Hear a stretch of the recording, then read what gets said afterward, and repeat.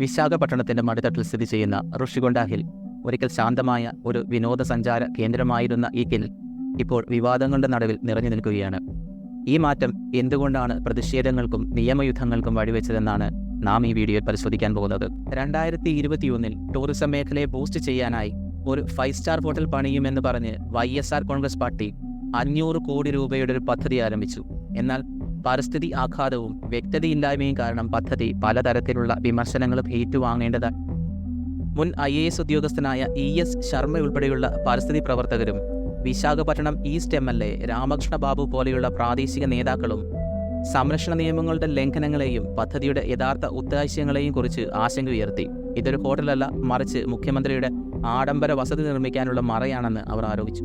Ecologically sensitive ഏരിയയാണെന്ന് പരിഗണിക്കാതെ വലിയ earth moving equipments ഉപയോഗിച്ചുകൊണ്ട് 61 ഏക്കർ സ്ഥലത്ത് നിർമ്മാണ പ്രവൃത്തികൾ നടന്നു. ആ പ്രദേശത്തിന് ഭൂപ്രകൃതി ആകെ മാറ്റിമറിച്ചു. അവിടെ വിജയനഗര, ABC, കലിംഗ, ചോള, വെങ്ക, പല്ലവ എന്നിങ്ങനെ 7 ആഡംബര കെട്ടിടങ്ങൾ നിർമ്മിച്ചു.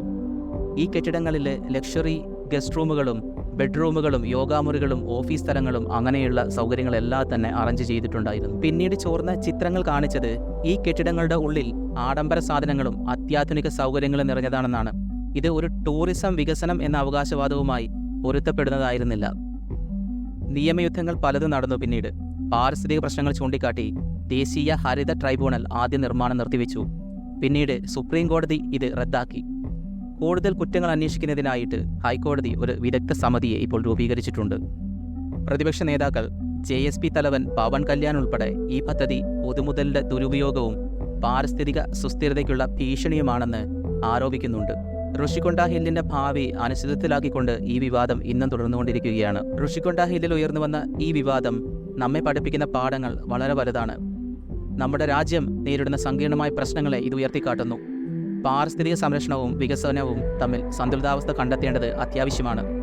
സുതാര്യതയും ഉത്തരവാദിത്തവും പുലർത്തുകയും പൊതുജനങ്ങളെ വിശ്വാസത്തിലെടുക്കുകയും ചെയ്യേണ്ടത് പ്രധാനമാണെന്ന് ഈ സംഭവം ഒരിക്കൽ കൂടി അടിവരയിട്ട് പറയുന്നുണ്ട്.